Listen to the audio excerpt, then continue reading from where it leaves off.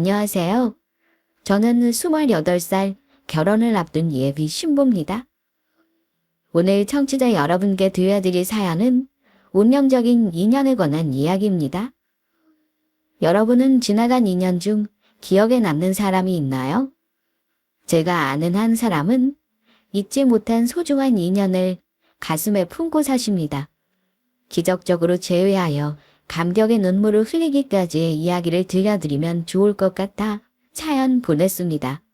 그럼 저의 이야기를 시작할게요. 저는 외동딸로 태어나 부모님의 사랑을 듬뿍 받고 자랐습니다. 저희 아빠는 큰 대학병원에서 의사로 일하셨는데 지방으로 의료봉사를 자주 다니셨어요.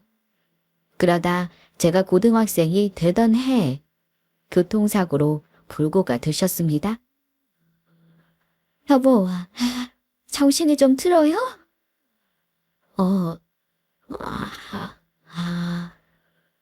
여기가 어디야?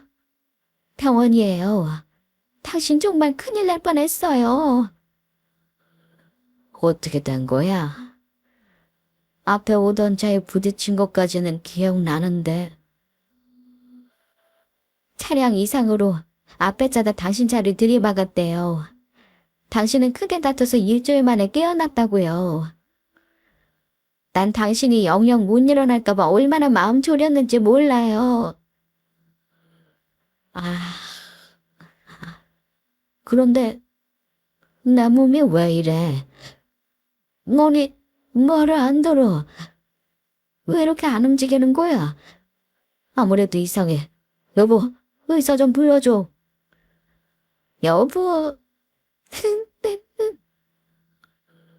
일주일 만에 깨어난 아빠는 움직이지 않는 몸에 놀라서 어떻게든 움직여보려 안간힘을 쓰셨어요. 그러다 다리와 팔이 이상하다는 걸 눈치채셨습니다. 내 다리와 팔이 왜 이래? 다쳐나. 여보, 진정해요. 아니야, 이럴 리가 없어. 그건 말도 안 되는데. 아빠는 사고 당시 심하게 찌그러진 상태에서 전복되어 크게 다치셨어요. 하필 척수신경 쪽에 손상이 가서 되살릴 수 없는 상태였습니다. 그래서 두 다리와 팔 한쪽에 심각한 마비가 왔죠. 의사 말로는 쉽사리 회복되지 못할 거라 했습니다. 아빠는 자기 모습에 큰 충격을 받으셨고 한동안 자신의 처참한 모습을 받아들이지 못하셨어요. 이거 꿈이지. 꿈일 거야. 내가 악몽을 꾸는 걸 거야. 여보, 내가 꿈에서 깨어나게 도와줘. 여보, 정신 차려요. 이거 꿈 아니고 현실이에요. 아니야, 이건 난 꿈이야. 내가 만들어낸 잘못된 어상이라고. 받아들이기 힘들겠지만 모두 사실이에요. 제발 정신 좀 차려요. 계속해서 현실을 부정하던 아빠는 어느 순간 모든 것이 사실임을 깨닫고 하루하루 인생을 포기한 사람처럼 지내셨어요. 밖에 일절 나가지 않고 커튼을 친 어두운 방 안에서 고립된 생활을 선택하셨습니다. 여보, 언제까지 이러고 있을 거예요? 당신 마음이 얼마나 괴로울지 잘 알지만 이런다고 해결되는 게 아니잖아요. 그럼 내가 뭘 할 수 있는데? 여보, 난 이제 아무것도 알 수 없어. 더 이상 환자를 고칠 수도 의사로서의 삶도 다 끝이야. 의사가 아니면 어때요? 그게 뭐 대수라고. 나한테는 전부였어. 내가 살아있음을 느끼는 유일한 행복이었다고. 내 손으로 직접 아픈 사람을 낫게 하고 그들의 고통을 회복시켜주는 게 내가 사는 이유였어. 그럼 하면 되잖아요. 다시는 얼마든지 할 수 있어요. 우리가 옆에서 뭐라도 도울 테니까 다시 한번 시작해보자고요. 틀렸어. 이딴 몸으로 내가 뭘 할 수 있는데 제대로 서 있지도 못하고 휠체어에 몸을 의지하는 내가 환자를 고친다고. 어느 환자가 나한테 맡기겠어? 본인 몸 하나 지키지 못한 의사한테. 여보, 정말 왜 그래요? 당신 이렇게 나약한 사람 아니었잖아요. 해외 보면 몸이 불편해도 여러 방법으로 환자 고치는 의사들 많아요. 당신도 하면 되지 뭐가 문제예요. 지금부터 재활치료 꾸준히 하면서 노력하면 되잖아요. 전과 달라진 건 하나도 없어요. 당신은 여전히 의사고 사람을 살리겠다는 의지가 강한 사람이라고요. 아니, 나는 의사고 뭐고 아무것도 하고 싶지 않아. 이런 몸으로 환자 앞에 나서고 싶지도 않고. 당신하고 우리 딸한테는 참 미안하지만 난 이제 삶에 이유가 없어. 내가 사고를 당한 순간부터 내 의사 인생은 끝난 거라고. 환자를 살리겠다는 신념 하나로 바쁘게 뛰던 아빠의 심장은 죽은 거나 다름없었습니다. 살아있는 송장이 이런 건지 처음 알았어요. 정신적인 상실감이 워낙 커서 그런지 마음을 쉽게 열지 않으셨습니다. 몇 년 동안 우울증으로 정신과 치료까지 받으셨어요. 그런 아빠를 위해 엄마와 저는 부단히 노력했습니다. 그러다 제가 의대에 합격하고 전문의 과정을 밟게 되니 아빠는 그런 저를 자랑스러워하시며 점차 좋아지셨습니다. 아빠, 그렇게 좋아. 좋지, 그럼. 우리 딸이 귀한 목숨 살리는 의사가 됐는데. 네 아빠가 정말 좋기는 좋은가 보다. 의대에 합격하고 대학병원에서 인턴 지났을 때부터 외출도 잦아지고 사람들한테 딸 자랑을 얼마나 하는지 몰라. 당연히 자랑할 일이지. 내 딸이 나처럼 의사가 됐는데 얼마나 기특한지 몰라. 맞아. 나도 아빠처럼 의미 있는 일을 하고 싶어서 의사가 된 거야. 그래. 이제 이 손은 사람 살리는 귀한 손이야. 네 손에 수없는 사람들의 목숨이 달렸지. 비록 아빠는 그런 의미 있는 일을 그만둬야 했지만 우리 딸은 많은 사람을 살리는 훌륭한 의사가 되었으면 좋겠다. 아빠는 우리 딸이 꼭 해낼 거라 믿어. 삶에 한 줄기 희망 없이 막연히 살아가던 아빠에게 저는 다시 희망이란 걸 꿈꾸게 해주는 사람이었습니다. 의사 과정을 밟으면서 아빠와 참 많은 이야기를 나누었어요. 제가 의학적으로 어려워하는 부분이 있으면 선배로서 많은 도움을 주셨습니다. 아빠는 저로 인해 다시 의미 있는 꿈을 꾸고 싶어 하셨어요. 그렇게 아빠는 점차 예전의 모습을 되찾으셨죠. 그리고 저는 아빠와 같은 의사가 된과 동시에 어엿한 숙녀로서 결혼을 준비하게 되었어요. 그런데 아빠가 할 말이 있다며 조용히 부르시더니 상견례에 참석하지 않겠다고 하시더군요. 아빠, 그게 무슨 말씀이세요? 상견례 때 안 오신다니요. 내가 가봤자 뭐 하겠니? 너한테 안 좋기만 하지? 안 좋을 게 뭐가 있어요? 딸이 결혼한다는데 예비사돈 얼굴 보셔야죠. 예비사돈들도 논이 있는데 굴구인 아빠가 앉아있으면 보기 흉할 거 아니니? 너희 결혼에 관한 이야기를 나눠야 할 자리에 휠체어 탄 아빠가 있는 건 보기 안 좋아. 그게 뭐라고요? 아무도 이상하게 생각 안 해요. 넌 가족이니까 괜찮다고 생각하겠지. 하지만 남들 눈에는 난 그저 몸이 온전치 않은 장애인일 뿐이야. 측은지심으로 바라볼 그런 장애인. 난 아직도 그런 시선이 낯설구나. 너한테도 면모가 없고. 아빠. 그러니 아빠 뜻을 존중해줬으면 좋겠구나. 상견례 때 내 엄마만 나가는 걸로 하고 상의해야 할 건 나중에 엄마와 이야기 나누마. 우리 딸한테는 참 미안하지만 아빠의 부탁 꼭 들어주렴. 저는 정말 괜찮은데 아빠가 휠체어를 탄 채 저와 입장한다고 해도 상관없는데 아빠는 본인 스스로 용납하지 않으셨어요. 본인의 모습이 제게 도움되지 않으리라 생각하셨죠. 엄마와 저는 괜찮다며 몇 번이나 아빠를 설득했지만 미안하다는 대답만 돌아왔습니다. 아빠는 본인 뜻을 존중해달라며 호소하셨고 하는 수 없이 그 뜻을 받아들여야 했어요. 그리고 이 사실을 예비 시모모님께 전했습니다. 그런데 예비 시모는 뜻밖의 반응을 내보이셨어요. 뭐 좀 그러시다면 그렇게 하시게 하렴. 안 그래도 조금 신경 쓰이긴 했어. 네? 내가 지금은 멀쩡해 보이지만 나도 한때 크게 아픈 적이 있었어. 크게 사고 나서 사네 못 사네 할 때가 있었지. 그때 내 꼴이 어땠는 줄 아니? 사람인지 시체인지 모를 정도로 깡말라서 도저히 못 봐줄 수준이었어. 그래서 예비 사돈 마음이 이해돼. 나라도 휠체어탄 내 모습 중요한 자리에 내보이기 싫을 것 같아. 그러니 너희 아버지 뜻 다 이해한다. 그리고 결혼식 때 말이야. 그때도 참석하시지 않는 게 좋겠구나. 사돈 자리가 비어 있어도 남들이야 무슨 사정이 있겠지 하고 생각할 거야. 어머니, 그게 무슨... 결혼식 때 저희 아버지 보고 오지 말란 말씀이신가요? 오지 말라는 게 아니라 한번 생각해 보라는 거야.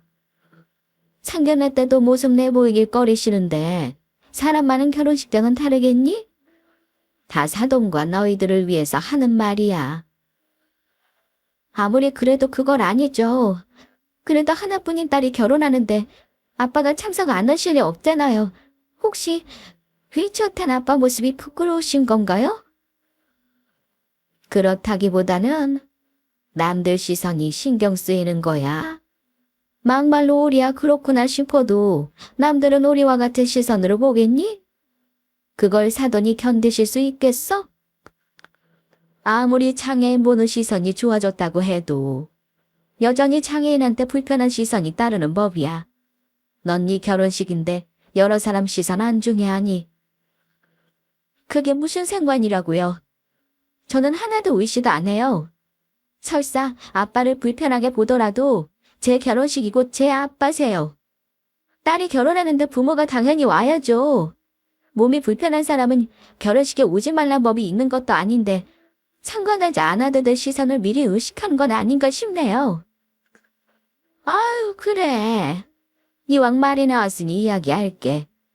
고상을 시어머니 노릇을 하는 것도 못하겠다. 체면이고 뭐고 사실대로 말하는 게 낫지. 우리 아들이 좋다고 해서 허락하는 결혼이지만 솔직히 장애 있는 사돈 난 달갑지 않다. 우리 집안이 뭐가 아쉬워서 장애 있는 네 아빠와 사돈을 맺어야 하니? 지금 내 마음이 얼마나 심란한지 네가 알기나 해. 다 큰 자식 혼내서 결혼 못하게 말릴 수도 없고 아쉬운 대로 너 하나 보고 결혼 허락하는 거야. 의사란 네 직업이 마음에 들어서. 집안에 의사 하나쯤은 있으면 좋으니 허락했어. 하지만 장애 있는 사돈은 아니지. 결혼식장에 오만 사람들이 다 올 텐데 우리 체면도 생각해줘야 하는 거 아니니? 어머니, 말씀이 너무 심하시네요. 장애가 체면을 상하게 하는 이유가 되나요? 그래, 네 마음 다 알아. 장애가 있어도 네 아빠니 이런 소리 듣기 싫겠지. 하지만 우리 처지도 이해는 해줘야 해. 나라고 좋아서 이런 소리 하겠니? 입장 바꿔서 생각해봐. 우리 집안 어디 가서 무시당하는 수준 아니야. 우리 아들과 상복했다는 집안이 한둘인 줄 아니? 너도 알잖아. 네 시아버지가 하시는 사업이 얼마나 큰지. 이렇게 잘 살면 수준 많은 사돈과 엿맺고 싶은 게 당연한 거야. 우리가 왜 장애 있는 사돈을 맞이하면서까지 이 결혼을 허락해야 하니? 하지만 우린 그거 다 포기하고 너 하나만 보고 결정한 결혼이고. 내 말 무슨 뜻인지 알겠지? 결혼 허락한 이상 더 이상 이런 이야기 하지 않겠다만 결혼식 때 사돈은 되도록 안 오시는 쪽으로 방향 잡아줬으면 좋겠구나. 사돈 안 오시니 상견례는 간소하게 진행하고. 참, 오늘 우리가 나눈 이야기는 아들이 몰랐으면 좋겠어. 알아서 좋을 거 없잖니? 고상하고 인자하게만 느껴졌던 예비 시모가 이런 말씀을 하실 줄 상상도 못했습니다. 저는 생각도 못한 말을 듣고 무거워진 마음으로 예비 시댁을 나왔어요. 그리고 한참을 생각했습니다. 예비 시모는 남자친구가 몰랐으면 한다지만 제 딴에는 꼭 알아야 한다고 생각했어요. 그래서 남자친구를 만나 오늘 일을 의논했습니다. 어머님이 자기한테는 비밀로 하라고 하셨지만 난 자기도 알아야 한다고 생각해. 우리 결혼이고 우리가 결정해야 하는 문제니까. 당연하지. 이야기 잘했어. 그나저나 우리 엄마가 하면 안 될 말씀을 하셨네. 내가 대신 사과할게. 별로 안 놀라네? 이 말 듣고 놀라야 하는 게 정상인데. 자기 알고 있었구나? 결혼 허락받기까지 단대가 조금 있으셨어. 왜 진작 말하지 않았어? 난 그런 줄도 모르고 말해봤자 좋은 거 없잖아. 자기만 속상할 뿐이지. 이제 뭘 어떻게 해야 할지 모르겠어. 난 어머님 말씀대로 할 생각 전혀 없는데. 어머님 아버님은 그걸 바라시니 고민스러워. 자기는 내가 어떻게 했으면 좋겠어. 어머님 아버님 생각과 같아? 그럴 리가. 난 부모님과 같은 생각이 아니야. 자기 아버지고 내 장인어른이신데 당연히 참석하셔야지. 우리만 그렇게 생각하면 뭐해. 정작 어머님하고 아버님은 그렇게 생각 안 하시는데. 내가 해결할게.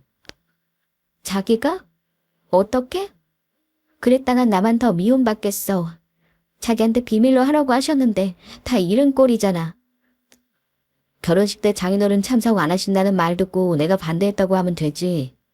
돌아가신 것도 아니고 멀쩡히 살아계시는데 왜 참석을 안 하시냐고. 내가 어떻게든 장인어른 설득해본다고 했다 해. 부모님 내 고집 잘 아시니까 더 말씀 못 하실 거야. 혹시라도 나중에 따로 불러내시거든 바쁘다고 피해. 만나야겠거든 나 꼭 데리고 가고. 괜찮을까? 어머님 되게 싫어하시는 것 같았는데. 걱정 마. 이렇게 든든한 서방이 딱 지키고 있는데 무슨 걱정이야? 그러니까 장인어른 꼭 모시고 결혼식 올리자. 딸이 결혼하는데 와서 축하해 주셔야지. 다행히 남자친구는 예비 시부모님과 생각이 달랐습니다. 오히려 걱정이 난무하는 상황에 저를 든든히 지켜주었어요. 저는 그런 남자친구를 믿고 아빠에게 별다른 내색하지 않았습니다. 그랬더니 며칠 후 예비 시모에게 전화가 걸려왔어요. 바쁘니? 네, 잠시 통화는 괜찮아요. 무슨 일로 전화하셨어요? 결혼식 관련해서 이야기할 게 있어. 좀 봤으면 하는데 어떠니? 죄송해서 어쩌죠? 제가 요즘 병원 일이 바빠서요. 지금도 곧 있으면 수술 들어가야 해요. 그러니? 그럼 하는 수 없이 전화로 짧게 이야기하마. 인송이가 그러더라. 결혼식 때 장인어른 꼭 참석하도록 설득한다고. 아, 네. 저한테도 그렇게 말하더라고요. 네가 확실하게 선 그어서 말해줄 순 없니? 이제 머리 껐다고 부모 말은 귓등으로도 안 듣는구나. 저도 어렵다고 얘기했는데 계속해서 설득해보겠다고 하네요. 장인어른 장애 있다고 여러 사람한테 다 보여주고 싶은가 보다. 부모 속도 모르고. 내가 그 꼴 보기 싫어서 말렸건만 기어이. 어머님도 아시잖아요. 인성씨 고집 센 거. 저도 이기기 힘들어요. 제가 아무리 아빠 사정을 이야기해도 들으려 하지 않아요. 돌아가신 것도 아니고 멀쩡히 살아계시는데 어찌 안 오실 수 있냐고 펄쩍 뛰더라고요. 아이고 머리야. 그래 우선 알겠다. 하는 수 없지 뭐. 그럼 고생하려? 남자친구가 한 고집하는 게 이런 식으로 도움이 될 줄 몰랐어요. 이렇게 효과가 좋을 줄이야. 저도 어찌할 방도가 없다는 식으로 밀고 나가자 예비 시모는 한숨을 길게 내쉬더니 알겠다고 전화를 끊으셨습니다. 대충 한 고비를 넘겼으니 결혼식 때까지만 어떻게 버텨보지 싶었는데 예비 시모는 이런 제 생각을 비웃듯 우리 집에 찾아오셨습니다. 새벽까지 수술하고 겨우 아침에 퇴근해서 집에 돌아오니 엄마가 슬쩍 이야기해 주셨어요. 그게 무슨 소리야? 어머님이 우리 집에 다녀가셨다니. 난 아무 연락 못 받았는데. 너 말고 우리한테 하고 싶은 말이 있어서 찾아왔다고 하더구나. 그것보다 너 왜 진작 말 안 했니? 예비 시부모가 결혼식 때 네 아빠 참석 안 했으면 좋겠다고 했다며? 그걸 말씀하셨어. 우리한테 부탁하러 왔어. 결혼식 때 네 아빠 참석 안 했으면 좋겠다고. 아, 어떻게 그런 이야기를 아빠 앞에서. 그래서 아빠는 뭘 하셔? 엄마는 뭐라고 했는데? 네 아빠가 뭐라고 했겠니? 그러겠다고 했지. 뭐, 본인이 딸 결혼식에 방해가 된다는데 싫다고 할 부모가 어디 있어? 널 위해서 알겠다고 했지. 엄마가 말렸어야지. 엄마도 알잖아. 그게 무슨 방해가 된다고. 우리야 그렇지. 하지만 내 예비 시부모는 우리와 생각이 달라. 처음에 엄마도 듣고 참 당황스러웠어. 이렇게 찾아와서 부탁까지 해야 하나 싶더라? 그러게 엄마한테 진작 눈치 주지 그랬어. 그랬으면 네 아빠 못 듣게 막았을 텐데. 미안해. 나도 어머님이 이렇게까지 하실 줄 몰랐어. 아빠 많이 속상해 하시지? 혹시 어머님이 선 넘은 말한 건 없어? 이렇게 찾아와서 그런 부탁하는 것부터가 이미 선 넘은 거 아니니? 사람 좋게 봤더니 고상한 척하면서 할 말 다 하더라. 뭐라고 하셨는데? 대단한 집안에서 결혼 허락했으면 우리도 어느 정도 양보해야 한다고. 결혼식 날 창에 있는 네 아빠 휠체어 끌고 꼭 입장해야 되냐면서? 본인들 체면도 있으니 오지 말고 마음으로 축하해주는 게 좋을 것 같다고 했어. 해녀라도 아들이 오시라고 난리쳐도 눈치껏 빠져달라고. 정말 그렇게 말씀하셨다고. 엄마의 말을 듣고 저는 두 다리에 힘이 풀려 주저앉았습니다. 그리고 이 말을 들은 아빠의 마음은 어땠을까 생각하며 한없이 눈물만 흘렸어요. 정말 너무하다. 자식이 결혼하는데 장애가 있다고 오지 말라니. 그깟 체면이 뭐라고. 네 아빠 딱해서 어쩌니? 겉으로는 괜찮다고 가지 않을 테니 염려 마시라고 덤덤하게 말하는데 내 속이 다 무너지더라. 저는 참을 수 없는 눈물을 흘리며 겨우 마음을 다잡고 일어났어요. 그리고 아빠가 있는 방으로 향했습니다. 아빠는 눈물 범벅이 된 제 얼굴을 보시더니 이해한다는 옅은 미소를 지어주셨습니다. 괜찮아. 울 것도 없어. 아빠, 미안해요. 결혼이 모르고 아빠한테 상처까지 드리면서 그런 소리 듣게 해드려서 정말 죄송해요. 네? 그래. 솔직히 그 말 들었을 때 마음이 참 먹먹해지더라. 다 내 잘못이지. 내가 미처 그 생각을 못했어. 상견례뿐만 아니라 결혼식장도 안 간다고 미리 말했어야 하는데 꼴이 이런 못난 아빠라도 우리 딸 웨딩드레스 입은 모습 보고 싶었나 보다. 아빠? 아무리 우리 딸 손잡고 식장 들어가고 싶어도 휠체어 끌고 들어가는 건 보기 안 좋지. 결혼식 날 아빠가 옆에 없어도 우리 딸 잘할 수 있지?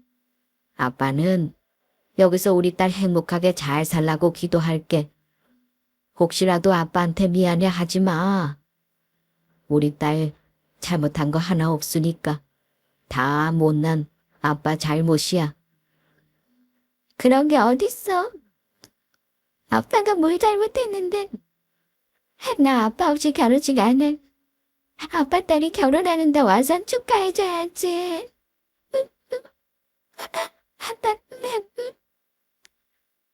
한 번밖에 없는 결혼식이잖아. 장애 있는 아빠의 딸로 보이지 말고 평범한 부모의 딸로 보이는 게 훨씬 나아. 아빠랑 같이 있으면 같은 시선 받을 거야. 좋은 날 예쁘게 주목받아야 할 네가 잠시라도 아빠한테 가려지는 거 싫다. 나도 싫어. 아무리 그렇게 생각 안 해. 그렇게 생각하는 사람이 이상한 거야. 자기가 잘못은 아니잖아. 아빠도 이렇게 아프고 싶어서 아픈 게 아닌데. 사람들은 내가 어떤 사람인지 관심 없어. 그저 눈에 보이는 것만 보고 싶어 하지. 아빠는 우리 딸이 예쁘게 결혼식 올리고 행복하게 잘 살면 됐어. 괜히 아빠 때문에 시댁에 미움 산 건 아닌지 모르겠다. 아이고, 그만 울어. 고운 얼굴 퉁퉁 붓겠네. 이날 아빠를 붙잡고 얼마나 울었는지 모릅니다. 덤덤한 척 웃으며 이야기하시지만 아빠의 붉어진 눈을 봤어요. 죄송스럽고 또 죄송스러운 마음에 목 놓아 울었습니다. 아빠도 그런 저를 달래시며 같이 눈물을 흘리셨죠. 한바탕 울고 나니 그 어느 때보다 정신이 또렷해졌습니다. 본인의 체면을 위해 우리 아빠 가슴에 대못을 박은 예비 시부모를 도저히 용서할 수 없었어요. 저는 혼자 파혼을 결심했습니다. 다음 날 병원에 급히 휴가를 내고 시댁에 방문하려 현관문을 열었습니다. 그랬더니 누군가 집 앞에 서 있더군요. 김선아 씨 맞으시죠? 네, 제가 김상혜인데 누구시죠? 퀵입니다. 퀵이요? 올 데가 없는데? 저는 퀵 배달원이 건네는 상자를 받았고 누가 보낸 건지 살펴보고 상자를 확인했어요. 그런데 타이밍 한번 참 대단하더군요. 파혼하기 위해 시댁에 가려던 참이었는데 완성된 청첩장이 배달 왔습니다. 저는 봉투 속 예쁘게 들어있는 청첩장을 보고 깊은 한숨을 내쉬었습니다. 헛헛한 마음에 쓴웃음도 지어 보였죠. 그리고 쓸모없어진 이 청첩장을 어찌해야 할까 고민하다가 하나를 가방에 넣어 챙겼습니다. 그런 다음 곧장 남자친구 집으로 향했어요. 배를 누르니 남자친구가 저를 맞아줬습니다. 저는 남자친구를 따라 거실로 들어갔죠. 왔니? 그래 앉아라. 네. 환자 보느라 바쁠 텐데 무슨 일로 온 거니? 우리한테 할 말 있다고. 그래 자기야. 할 말이 뭐야? 나도 꼭 같이 들어야 한다고 하니까 하루 종일 궁금하더라. 우선 제가 찾아온 이유는 어머님이 잘 아시리라 생각해요. 저는 웃음기 없는 얼굴로 어머님을 똑바로 바라봤습니다. 그러자 어머님은 남자친구 눈치를 슬쩍 보더니 아무렇지 않은 척 말씀하셨습니다. 그게 무슨 말이니? 내가 뭘 안다는 건지? 어제 저희 부모님 뵈러 집에 오셨잖아요. 뭐? 엄마, 어제 장인 장모님 뵈러 가셨어요. 결혼 준비하는데 어른끼리 만나지도 못해. 그래서 하고 싶은 말이 뭐니? 다 있는 자리에서 알리고 싶어서요. 남자친구도 알아야죠. 어머님이 어제 얼마나 추악한 짓을 하셨는지. 뭐, 추악한지? 뭐야, 엄마 뭐 실수했어요? 혹시? 아니지. 내가 생각하는 그거. 아니죠. 그렇죠. 그래. 장애가 있는 네 아빠 보기 안 좋으니 결혼식 때 오지 말라고 했다. 그게 뭐 어때서? 엄마, 정말 왜 그래요? 어떻게 장인어른한테 그런 신뢰되는 말씀을 하실 수 있으세요? 네가 결혼식에 모시겠다 설득하고만 나서지 않았어도 내가 그랬겠어. 그렇다고 찾아가서 그런 말을 하면 어떡해요? 제가 설득한다고 난리친 거 이행으로 그런 거예요. 엄마 때문에. 엄마가 결혼식 때 장인어른 못 오시게 하려는 거 알고 있었으니까. 뭐? 너 아들한테 말했니? 내가 못 오시게 하라고 한 거. 내가 비밀로 하라고 말했잖아. 당연히 제가 알아야죠. 제 결혼식이잖아요. 이게 어떻게 너의 결혼식이야? 결혼은 집안과 집안이 만나는 거지. 어른들이 괜히 있니? 너희들 멋대로 정하는 게 아니야. 그래서 그러셨어요? 어른이라 우리 아빠한테 그런 상처 주셨냐고요? 그깟 체면이 뭐라고. 저희 아빠한테 수모를 주실 수 있어요. 엄마한테 다 들었습니다. 저 그 말 듣고 어머님이 어떤 사람인 줄 확실히 알았어요. 실속은 하나도 없으면서 남 시선에 연연하는 사람.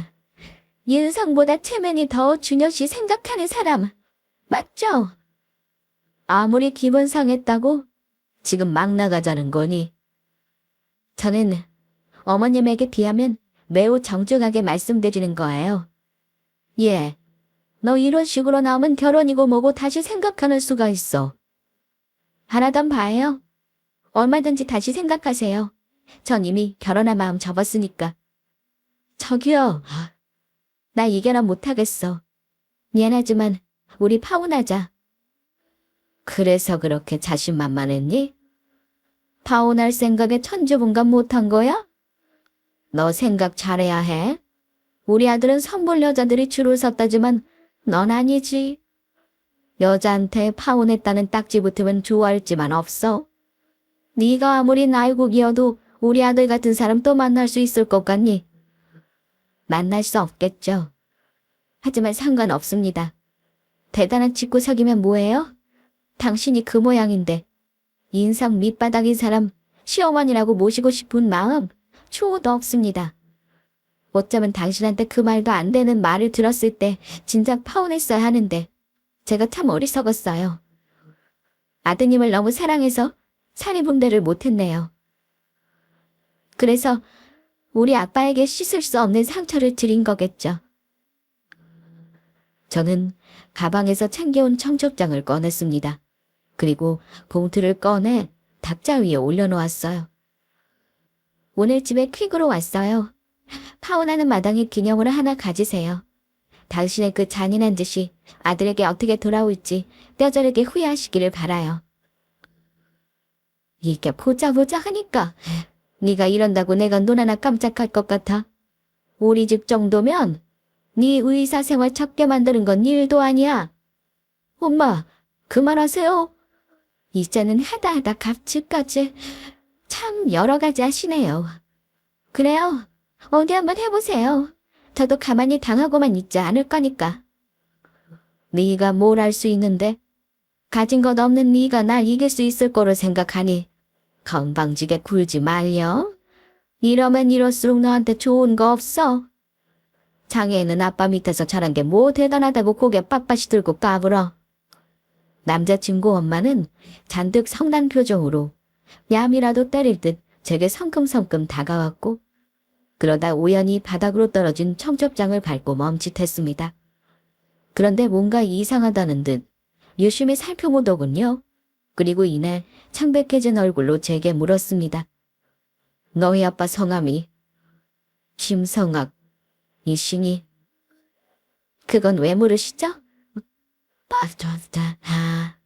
그래, 도명이인이겠지. 그분은 의사신데 그럴 리 없어. 의사요. 저희 아빠 의사셨어요. 뭐, 무슨 말도 안 되는 소리야. 장애인이 어떻게 의사 일을 해? 뭔가 오해가 있으신가 본데 저희 아빠 처음부터 장애 갖고 태어나신 게 아니에요. 의사 생활하시다 불의의 사고로 그렇게 되신 거지. 사고 나기 전에는 실력 좋은 유능한 의사셨어요. 아빠가 살린 환자도 많았고요. 그러니까 우리 아빠 별 볼 일 없는 장애인 취급 마세요. 저한테는 그 누구보다 훌륭한 분이시니까. 뭐? 의사였다고. 의사란 말에 남자친구 엄마는 놀란 표정을 지었습니다. 그러더니 황급히 방에서 무언가를 찾아오셨어요. 그리고 제 앞에 낯익은 만년필을 하나 보여주셨습니다. 이거 뭔지 알아보겠니? 이건 아빠 건데. 저는 어머님 손에 들려있던 만년필을 잡아서 이리저리 돌려보며 살펴봤습니다. 그리고 아빠의 이름이 적혀진 이니셜이 보였어요. 이거 아빠 이니셜 맞아요. 아빠 만년필이 확실해요. 그런데 이걸 왜 어머님이 가지고 계세요? 세상에, 내가 그분을 몰라면 남자친구 어머니는 충격받은 듯 주저앉아 가슴을 치며 통곡하셨습니다. 어머님의 갑작스런 행동에 모두 놀라서 쳐다보기만 했어요. 어머니는 한참을 우시더니 일어나서 아빠를 뵈러 가야 한다고 했습니다.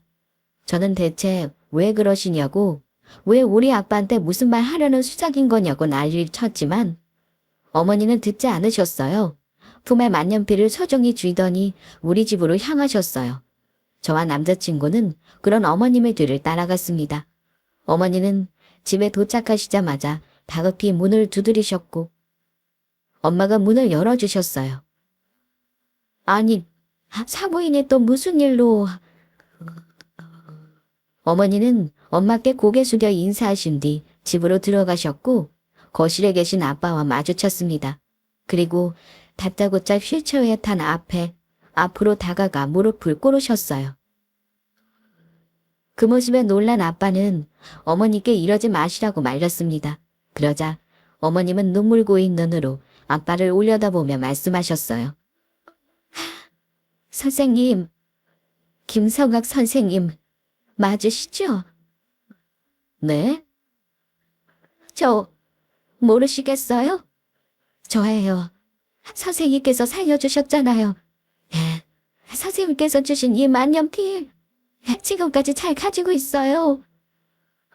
가만히 있어봐. 이거 그럼 사부인이 그때고? 네, 맞아요. 저예요. 세월이 참 많이 흘렀네요. 미국에서 돌아온 이후 선생님을 얼마나 찾았는지 몰라요. 감사하다고. 저 이렇게 건강해져서 돌아왔다고 꼭 보여드리고 싶었는데 아무리 수소문해도 병원에 김성은 선생님은 안 계신다고 하더라고요. 그렇게 몇 년을 찾아 헤매다 포기했어요. 선생님께 무슨 일이 생기셨나 보다 하고요. 그런데 이렇게 다치신 줄도 모르고 아빠는 어머님의 말씀을 듣고 많은 생각에 잠긴 표정을 지으셨습니다. 어머니는 계속해서 지난 날에 관한 이야기를 털어놓으셨어요. 선생님이 아니셨다면 지금의 저는 없는 목숨이에요. 그래서 꼭 감사하단 말씀을 드리고 싶었는데 너무 늦게 알아봐서 죄송해요. 시간이 많이 지났지만 기억해요. 그때 큰 사고로 다들 얼마 못 가 죽을 거라고 했죠. 눈도 실명위기여서 앞이 잘 안 보였지만 그래도 시를 쓰고자 하는 열정이 대단했어요. 본인이 언제 죽을지도 모르는데 말이죠. 맞아요. 다들 절 포기했어요. 우리나라에선 알고 긴다는 의사들 모두 하나같이 고개 돌렸는데 유일하게 선생님만 절 포기하지 않으셨어요. 그때 수술실에 들어가기 전에 선생님께서 그러셨죠? 수술하다 잘못하면 죽을 수도 있지만 꼭 살리겠다고. 반드시 꼭 살려서 제가 좋아하는 시 쓰는 삶 살게 해주겠다고. 기적처럼 선생님께서는 정말 저를 살려주셨어요. 눈 고치러 미국으로 가는 날 제게 주신 이 만년필 고이 간직했습니다. 눈이 다 낫기 전까지는 이 만년필로 제가 원하는 시를 쓰라고 하셔서 저 정말 한 글자 한 글자 열심히 썼어요. 제가 쓴 글을 읽을 수 없고 볼 수 없어도 언젠가는 볼 수 있으리라 굳게 믿으며 시 쓰는 걸 포기하지 않았습니다. 선생님 덕분에 괴롭고 힘들어도 포기하지 않고 살아갈 수 있었어요. 선생님은 제 생명의 은인이십니다. 정말 감사했습니다. 그리고 여전히 감사합니다. 어머님의 지난 이야기를 듣고 알 수 있었습니다. 두 분의 인연이 꽤 깊다는 것을요. 아버지는 목 놓아 우는 어머님을 쳐다보며 같이 눈물 흘리셨습니다. 제가 더 감사하네요. 이렇게 살아있어줘서 정말 고맙습니다. 그때 당신은 참 위태로워 보였어요. 망가진 몸에 앞이 보이지 않으니 하루하루 좌절하다 삶의 끈을 놓으려 했죠. 그래서 보여주고 싶었어요. 포기하지 않고 당신을 살려서 꿈꾸는 미래를 보여주고 싶었습니다. 이 만년필, 제게도 참 의미 있는 물건이에요. 처음 의사 됐을 때 존경하던 교수님께서 제게 물려주셨던 거죠. 미국으로 떠나는 당신에게 줄 수 있는 희망은 이 만년필이 전부였습니다.